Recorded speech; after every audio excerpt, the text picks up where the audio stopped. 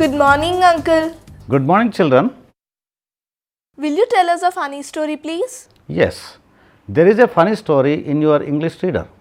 But before I tell you this story, let's recall Barrister Parvatisham. Who is he? He's a funny man.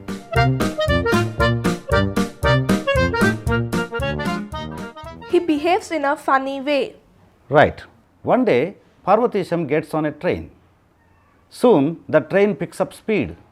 Then, he hangs his heavy handbag on a chain near the luggage rack. What happens then? The train stops with a jerk. Parvatisam falls over an old man smoking a cigar. What did the old man do? He pushes Parvatism away and Parvatisam falls on a woman carrying a baby. Parvatisham is a very funny man. He makes us laugh heartily. We enjoyed reading Parvatisam's story. Now, I will tell you about the man in lesson 4 of your English reader. Watch the cartoon show and see what he says about himself.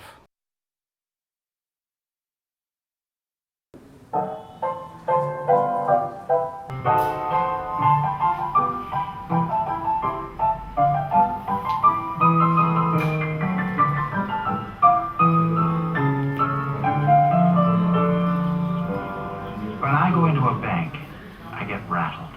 The clerks rattle me. The wickets rattle me. The sight of the money rattles me. Everything rattles me. The moment I cross the threshold of a bank and attempt to transact business there, I become an irresponsible idiot. I knew this beforehand, but my salary had been raised to $50 a month, and I felt that the bank was the only place for it. So I shambled in and looked timidly around at the clerks. I had an idea that a person about to open an account must needs consult the manager. I went up to a wicket marked accountant. The accountant was a tall, cool devil. The very sight of him rattled me. My voice was sepulchral. "Can I see the manager?" I said, and added solemnly, "Alone." Don't know why I said alone. "Certainly," said the accountant, and fetched him. The manager was a grave, calm man. "Are you the manager?" I said. God knows I didn't doubt it. "Yes," he said. "Can I see you?" I asked. "Alone."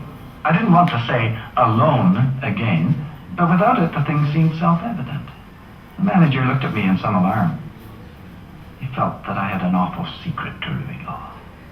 "Come in here," he said, and led the way to a private room. He turned the key in the lock. "We are safe from interruption here," he said. "Sit down." We both sat down and looked at each other. I found no voice to speak. "You are one of Pinkerton's men, I presume," he said. He had gathered from my mysterious manner that I was a detective. I knew what he was thinking, and it made me worse. "No, not from Pinkerton's," I said, seeming to imply that I came from a rival agency. "To tell the truth," I went on, as if I'd been prompted to lie about it, "I'm not a detective at all. I've come to open an account. I intend to keep all my money in this bank." The manager looked relieved, but still serious. He concluded now that I was a son of Baron Rothschild or a young Gould. "A large account, I suppose," he said. "Fairly large," I whispered. "I propose to deposit $56 now and $50 a month regularly." The manager got up and opened the door. He called to the accountant. "Mr. Montgomery," he said unkindly loud, "this gentleman is opening an account. He will deposit $56. Good morning." I rose. A big iron door stood open at the side of the room. "Good morning," I said, and stepped into the safe. "Come out," said the manager coldly, and showed me the other way. I went up to the accountant's wicket and poked the ball of money at him with a quick, convulsive movement. My face was ghastly pale. "Here," I said, "deposit it." The tone of the words seemed to mean, "Let us do this painful thing while the fit is on us." He took the money and gave it to another clerk. He made me write the sum on a slip and sign my name in the book. I no longer knew what I was doing. The bank swam before my eyes. Is it deposited? I asked in a hollow, vibrating voice. It is, said the accountant. Then I want to draw a check. My idea was to draw out $6 of it for present use. Someone gave me a checkbook through a wicket, and someone else began telling me how to write it out. The people in the bank had the impression that I was an invalid millionaire. I wrote something on the check and thrust it in at the clerk. He looked at it. What? Are you drawing it all out again? He asked in surprise. Then I realized that I'd written 56 instead of 6. I was too far gone to reason now. I had a feeling that it was impossible to explain the thing. All the clerks had stopped writing to look at me. Reckless with misery, I made a plunge. Yes, the whole thing. You withdraw your money from the bank. Every cent of it. Are you not going to deposit any more? Said the clerk, astonished. Never. An idiot hope struck me that they might think something had insulted me while I was writing the check. And that I changed my mind. I made a wretched attempt to look like a man with a fearfully quick temper. The clerk prepared to pay the money. How will you have it? He said. What? How will you have it? Oh. I caught his meaning and answered without even trying to think. In 50s, he gave me a $50 bill. And the 6, he asked dryly. In 6s, I said. He gave it to me and I rushed out. As the big door swung behind me, I caught the echo of a roar of laughter that went up to the ceiling of the bank. Since then, I banked no more. I keep my money in cash in my trousers pocket, and my savings in silver dollars in a sock. Well, this story was written by Stephen Leacock. Stephen Butler Leacock was a Canadian author. He was born in 1869 and died in 1944. He published Literary Lapses in 1910. We remember him for his best-selling book, Sunshine Sketches of a Little Town.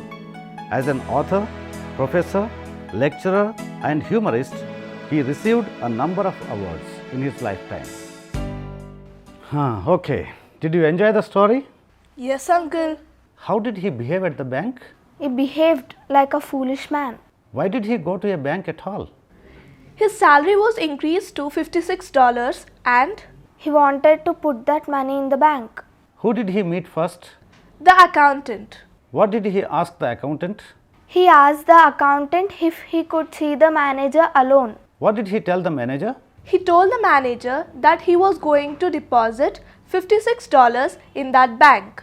What did the man say after the clerk had deposited the money? He said he wanted to draw a check $56. Why was the clerk surprised? because the man had only $56 in his account. How did the man want to have his $56? In 50s and 6s. They have dollars in $1, $2, and $5 denominations. What did the man decide to do after those incidents in the bank? He decided not to go to any bank. Then, how did he want to keep his money? He kept his money in his trousers pockets and His savings in his sock. Okay, children, go home now, read the lesson My Financial Career and write the answers to the questions. Thank you very much, uncle. You are welcome. See you. Bye, uncle.